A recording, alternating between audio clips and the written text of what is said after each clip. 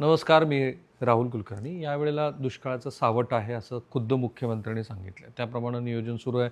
पुण्यामध्ये एक बैठक झाली आणि त्या बैठकीमध्ये जलसाठे संरक्षित करण्याच्या दृष्टीनं निर्देश दिले गेलेत.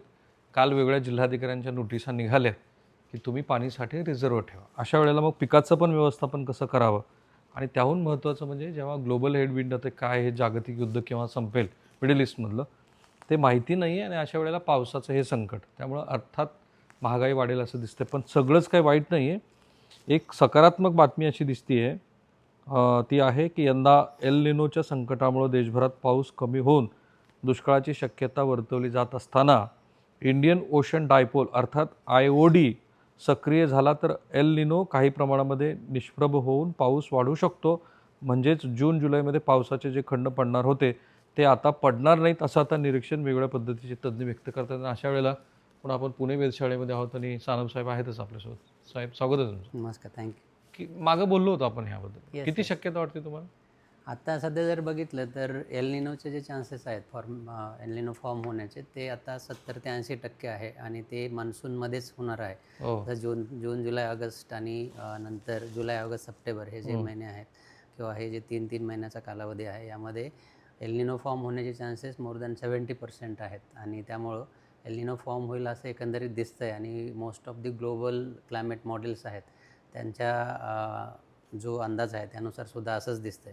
म्हणजे आपण तर आपल्या भारतीय वेधशाळेने तो अंदाज व्यक्त केला होता, पण त्यावेळेला 40% चान्सेस होते. राईट. पण आता अपडेटेड ज्यावेळी जसजसं अपडेट येतं तसं त्यामध्ये कॉन्फिडन्स पण वाढत जातो आणि आता मॉडेलचा कॉन्फिडन्स जास्त आहे कारण आता जवळ जसजसं फोरकास्ट पिरियड जवळ येतो तसं त्यातल्या ज्या कॉन्फिडन्स आहे तो सुद्धा वाढतोय आणि आता सगळ्या ग्लोबल मॉडेल्सच्या सो अनालिसिसनुसार नॉट गुड न्यूज. हां, म्हणजे एल निनो येणं not always it's bad news. कधी कधी काय असतं की जसं तुम्ही म्हणालात की एल निनो येणार आहे आणि IODचे पण फॉर्म होण्याचे चान्सेस आहेत आणि ते मान्सूनच्या मध्यानंतर म्हणजे जुलै ऑगस्ट सप्टेंबरमध्ये जर IOD सक्रिय झाला तर ती एक गुड न्यूज असेल. परंतु अजून वेळ आहे. त्याचबरोबर IOD जसं एल निनोचं प्रेडिक्शन बऱ्याच मॉडेल्स चांगल्या प्रकारे देतात किंवा ॲक्युरसी त्याची बऱ्यापैकी चांगली आहे. तर इंडियन ओशन डायपोलचं प्रेडिक्शन जे आहे त्यामध्ये खूप अनसर्टन्टीज आहेत. त्यामध्ये खूप व्हेरिएशन्स असतं. म्हणजे आता जरी IOD दाखवत असला तर पुढच्या महिन्यामध्ये परत मॉडेलमध्ये खूप जास्त व्हेरिएशन होऊ शकतात. म्हणून आता जरी ते पॉझिटिव्ह IOD फॉर्म होण्याचे चान्सेस दाखवत असले तरी आपल्याला ते मॉनिटर करणं गरजेचं आहे. परंतु एल निनो फॉर्म होण्याचे चान्सेस आहेत. कारण कसं आहे की आता 1-2 महिन्यांपूर्वी न्यूट्रल कंडिशन्स होते किंवा लानिनाकडनं न्यूट्रल कंडिशनकडं पॅसिफिक ओशनचे जे तापमान आहे ते येत होतं आणि आता जर बघितलं तर ते पॉझिटिव्हकडे जात आहे. म्हणजे क्लिअर इंडिकेशन्स आहेत की एल निनोकडे आपण जातो. ओके, ठीक आहे. याचा अर्थ सुरुवातीच्या टप्प्यामध्ये जरी पावसाचा खंड पडला तरी आपल्याकडच्या खरीपाच्या पेरण्यावरती निश्चितपणे परिणाम होईल हे तर आता स्पष्ट झालं. सो आधी आपण थोडीशी नकारात्मक बाजू बघू आणि नंतर पॉझिटिव्हकडे जाऊ. सो आपण एल निनोकडे जाऊया. येस. राईट. सो सुरुवातीला 40%चं प्रेझेंटेशन म्हणजे आपला अंदाज. आपण जर बघितलं तर आता मार्च एप्रिल मे आहे. त्यानंतर मार्च एप्रिल मे मध्ये काही इंडिकेशन नाही आहे म्हणजे पॉसिबिलिटी म्हणजे लाल कलर जो आहे तो इंडिकेट आणि इकडे प्रोबॅबिलिटी दिलेली आहे. तर मार्च एप्रिलमध्ये काय मे मध्ये काही प्रोबॅबिलिटी नाही आहे एल निनो फॉर्म होण्याची. परंतु एप्रिल मे जून हे 3 महिने होते त्यामध्ये फक्त 20% इतकीच होती होते आणि मे जून आणि जुलै त्यामध्ये आपण बघू 60% आहेत. त्यानंतर जून जुलै ऑगस्ट यामध्ये मोर दॅन 70% 80% पर्यंत चान्सेस आहेत की एल निनो असेल म्हणून आणि जुलै ऑगस्ट सप्टेंबर त्यामध्ये अजूनच मोर दॅन 80% चान्सेस आहेत की एल निनो फॉर्म होण्याचे. जसजसं आपण मान्सूनकडं प्रोग्रेस करतो तसं फॉर्मेशन ऑफ एल निनो त्याचे जे प्रोबॅबिलिटी आहे ते वाढत जाताना दिसते आपल्याला आणि ह्याच्यामध्ये परत अपडेट होऊ शकतात म्हणजे मागे पुढे होऊ शकतं.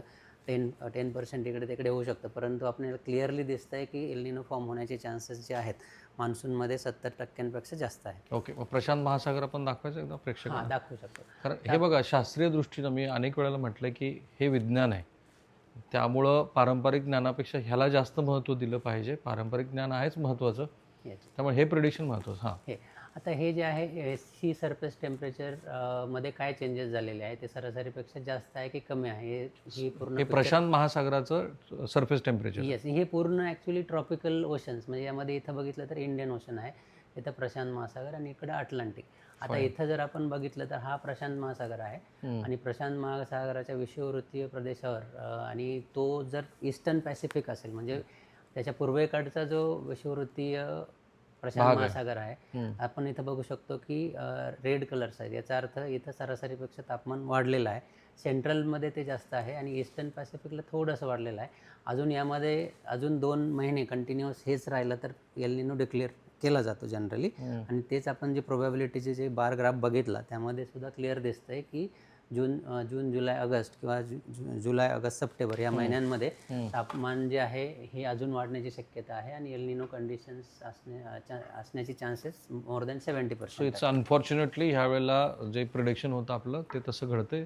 येस, काही प्रमाणात का असं आपण असं म्हणू शकतो की जे भारतीय वेधशाळेने सांगितलं त्याप्रमाणे दुष्काळाचं सावट आहे. नक्कीच असं म्हणू शकतो या आणि मोमेंट. जवळपास तुम्ही जो मगाशी ग्राफ दाखवला तो 4 महिन्याचा जून ते सप्टेंबर पर्यंतचा आहे. येस येस पूर्ण 4 महिन्यामध्ये एल निनो सक्रिय राहणार. राहणार आहे शक्यता आहे. राईट. सो अशा वेळेला जेव्हा हा इतका उष्ण पद्धतीचा रेट दिसतो आपल्याला, तर पावसाचं जे प्लस मायनस दाखवलं होतं ते प्रिडिक्शन काय होतं आणि त्यात प्रॉबिबिलिटीज किती आहे? राईट. तर भारतीय हवामान विभागानं जे पहिल्या टप्प्यातला अंदाज दिलेला आहे मान्सूनचा, त्यामध्ये असं सांगितलं गेलं होतं की ह्यावर्षीचा मान्सून हा सरासरीच्या 92% इतका असेल. तर सरासरी 87 सेंटीमीटर इतके आहे, त्यापेक्षा 92% इतकाच पाऊस यावर्षी पडण्याची शक्यता आहे. That is all India condition. आणि महाराष्ट्राचं जरी बघितलं आपण तर महाराष्ट्रात सुद्धा यावर्षी सरासरीपेक्षा कमीच पाऊस पडण्याची शक्यता बहुतांश प्रदेश आहे. आपल्याला दाखवता येईल आता प्रेस रिलीजमधून आपण दाखवू शकतो. फाईन. जस्ट सो एक चांगली बाब अशी आहे की मागच्या अनेक वर्षामध्ये जे होत नव्हतं आपल्याकडे की वेधशाळेच्या अंदाजानुसार राज्य सरकार सक्रिय झालेलं आहे, पण ह्या वेळेला मात्र मुख्यमंत्र्यांनी किमान 3 वेळेला माध्यमात सांगितलं की दुष्काळाचं सावट आहे, त्यामुळं योग्य ती काळजी घेतली पाहिजे. आणि मी म्हणालो तसं की एक बैठक पण झाली, पुण्यात तातडीची बैठक झाली. मिश्र पद्धतीची पीक पद्धती असावी ह्याबद्दल आता बरंच बोललं जात आहे. सो महाराष्ट्राचा मॅप पण एकदा बघू आपण आणि महाराष्ट्रातनं जे दिसेल आपल्याला त्याप्रमाणे सकारात्मक बाब जी सांगायची. आणि बाय द वे एक असं पण आहे की हा एल निनोचा जो इफेक्ट आहे तो भारतासाठी संपूर्ण भारत असं लक्षात घेऊन तो वर्तवण्यात आलेला आहे. ही पण शक्यता आहे काही पॅचेस असू शकतात की जिथे सामान्यतः जेवढा पाऊस तिथे त्या भागात पडतो, बरोबर आहे ना साहेब? येस येस तेवढा पाऊस पडला, राईट. पण सगळीकडे तसा तो पडलेला नाही आहे असं. तर सो महाराष्ट्राचं एक आकलन करू आणि मग आपण पुढे काय पॉझिटिव्ह तिथं घडते त्या दृष्टीने विचार करू. ती जर अपलोड होत नसेल तर आपण अपलोडचा थोडासा प्रॉब्लेम ठीक आहे. But just right. सो तुमचं असं मत आहे की जवळपास महाराष्ट्राच्या सगळ्याच मध्य महाराष्ट्र, मराठवाडा, कोकण सगळ्याच भागामध्ये येस सरासरीपेक्षा यावर्षी पाऊस कमी पडण्याची शक्यता आहे एकंदरीत. येस. आणि आता आपण सकारात्मक बाबीकडे जाऊ, जी प्रॉबिबिलिटी तुम्हाला वाटते. राईट. सो याला एकदा एक्सप्लेन करता येईल हे जे वारं आता वाहतंय? हां, हे जे आहे आताची जी कंडिशन आहे तर आपण इथं बघू शकता की बंगालच्या उपसागरामध्ये आणि जी तमिळनाडूची कोस्ट आहे त्याच्या पूर्वेकडे एक कमी दाबाचं क्षेत्र तयार होताना आपल्याला दिसतंय आणि ते येणाऱ्या 24 ते 48 तासामध्ये म्हणजे सर्क्युलेशन आहे परंतु कमी दाबाचं क्षेत्र तयार झालेलं नाही. ते येणाऱ्या 24 ते 48 तासामध्ये तयार होण्याची शक्यता आहे. आणि अरबी समुद्राकडे जर बघितलं तर ते असे इथं एक सर्क्युलेशन तयार झालेलं आहे किंवा एक अँटी सायक्लॉनिक सर्क्युलेशन आहे की जे की इतकं फेवरेबल नसतं पाऊस पडण्यासाठी ते आहे. आणि जर विषुववृत्तीय प्रदेश बघितला तर आपल्याला पश्चिमेकडनं पूर्वेकडे जाणारे वारे दिसत आहेत. आणि ज्यावेळी मान्सून सक्रिय होतो तर हे जे वारे आहेत ते निवृत्ती दिशेने वाहतात आणि आपण त्याला साऊथ वेस्ट मान्सून असं म्हणतो. आणि ती कंडिशन अजून क्रिएट व्हायला वेळ आहे म्हणजे पूर्ण रिजनवर किंवा केरळमध्ये दाखल व्हायला मान्सून अजून वेळ आहे. पहिला तो अंदमानमध्ये येतो, नंतर केरळ आणि नंतर पुढे जातो.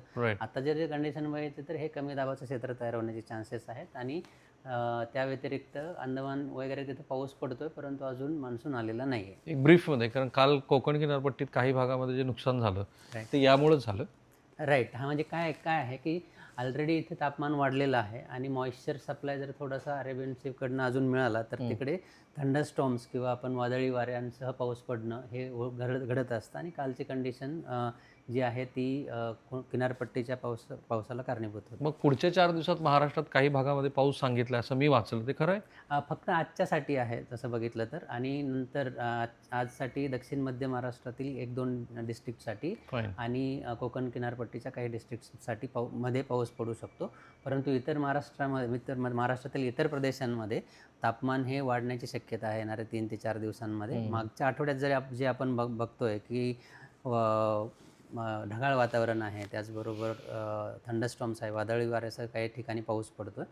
परंतु आता आर्द्रतेचं प्रमाण कमी झालेलं आहे आणि जी सिस्टम किंवा वातावरणाची जी प्रणाली त्यासाठी कारणीभूत होती ती आता वीक झालेली आहे. त्यामुळे निरभ्र आकाश आहे, मुबलक प्रमाणात सूर्यकिरण येत आहे, सूर्यप्रकाश येतो आणि त्यामुळे टेम्परेचर येणारे 3 ते 4 दिवस महाराष्ट्रासाठी नक्कीच टेम्परेचर वाढेल असं दिसतं. जाणवतं ते, म्हणजे पुण्यासारख्या शहरामध्ये 40 डिग्री सेल्सिअस, काही ठिकाणी 36 डिग्री, पण त्याचा झळा जेवढ्या त्या मराठवाड्यात आणि विदर्भात जशा लागतात तशा त्या लागतात. सो सकारात्मक बाबीकडे जाऊ. बाय द वे, आता अंदमानमध्ये 1-2 दिवसामध्ये पाऊस येईल असं चित्र आहे, पण अर्थात अंदमान ते आपला जो केरळची किनारपट्टी आहे ते अंतर जवळ 6-7 दिवस तो ॲडव्हान्स व्हायला वेळ घेतो आणि त्यामुळं मी प्रयत्न करेन की केरळमध्ये पण जाऊन पावसाचं कव्हर करूया. पण आपण थोडी बहुत जी पॉझिटिव्हिटी दिसते आपल्या त्याच्याकडे जाऊया. राईट.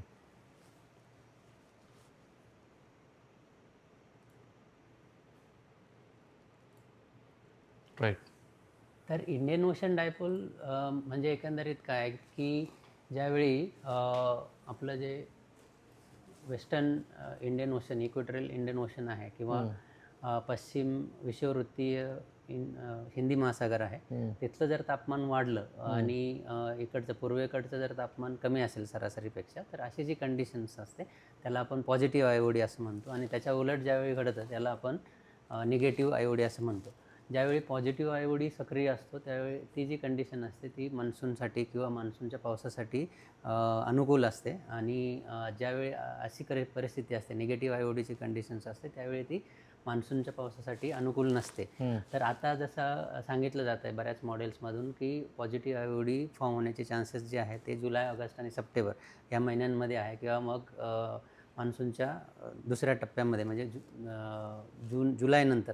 तर अशा परिस्थिती जर असेल, समजा फॉर एक्झाम्पल एल निनो पण आहे आणि पॉझिटिव्ह आयओडी कंडिशन्स आहेत, तर अशी कंडिशन मान्सूनच्या पावसासाठी चांगली असते. जसं की 1997 साली अशी कंडिशन आपल्याला दिसून आली होती, ज्यावेळी एल निनो असूनसुद्धा आपल्याकडं पाऊस सामान्यप्रमाणे पडला होता किंवा सरासरी इतका पडला होता. त्याचं मुख्य कारण म्हणजे पॉझिटिव्ह आयओडी कंडिशन्स सक्रिय होते त्यावेळी. येस. म्हणजे तुम्ही आता सांगत आहात की ह्या वेळेला 1997 नंतर पहिल्यांदा असं घडतं आहे 2026मध्ये की आयओडी पण सक्रिय व्हायला लागले. राईट. आणि बरेचसे मॉडेल्समध्ये दिसतंय की त्यामुळं सामान्य पाऊस हा जुलैपासून पडण्याची शक्यता आहे. राईट. बरोबर ना? आता असंच दाखवतं. येस. राईट. ही त्यातल्या त्यात चांगली बाब आहे. पण एक सामान्य पाऊस म्हणजे आता आयओडी सक्रिय झाला, तो ला निनाचा एवढा इफेक्ट, अल निनोचा एवढा इफेक्ट कमी करू शकतो. कारण कसं असतं की ज्यावेळी इथं पाऊस पडतात आणि आपले जे विंड आहेत ते मान्सूनचे वारे आहेत ते साऊथ वेस्टर्लीज असतात, आणि इथं ज्यावेळी जास्त तापमान आहे तर नक्कीच बाष्पीभवन जास्त होणार आणि वाऱ्यांची गतीसुद्धा जास्त प्रमाणे वाढू शकते. ज्यावेळी एल निनो असतो तर तो काय करतो की मान्सूनचे जे वारे आहेत त्याला पहिली गोष्ट वीक करतो, आणि त्याचबरोबर इतकं बाष्पीभवन नसतं, त्यामुळं वीक वारे आणि कमी बाष्पीभवन, आणि त्यामुळं वाऱ्यांची जी बाष्प वाहून घेण्याची क्षमता आहे ती कमी असते. तर ह्या परिस्थितीमध्ये पॉझिटिव्ह आयओडी आणि एल निनोमध्ये ती थोडीशी वाढली जाते. मी म्हणत नाही की आता जे आहे त्यापेक्षा खूपच जास्त पाऊस पडेल, पण नक्कीच एल निनोचा इफेक्ट आहे तो काही प्रमाणात आपल्याला कमी जाणवेल. खूप चांगली बाब आहे. असं जर झालं तर आपण थांबतो इथं. पुन्हा मी तुम्हाला तेच म्हणालो की हे शास्त्रीय पद्धतीनं समजून घेणं, आणि सानप साहेब साध्या सोप्या मराठीत ते सांगतात, त्यामुळे तुमचे विशेष आभार. थँक्यू. आणि मला आशा आहे की हे आत्ताचं किंवा ह्याच्या आधी जे पण वार्तांकन तुम्ही जे बघितलं ते घरोघरी पाठवलंच आहे तुम्ही. हेही पाठवा, कळू द्या लोकांना की काय शास्त्रीयदृष्ट्या घडतंय. हे बघा, चांगलं आहे त्यातलं. थांबूया आपण इथे.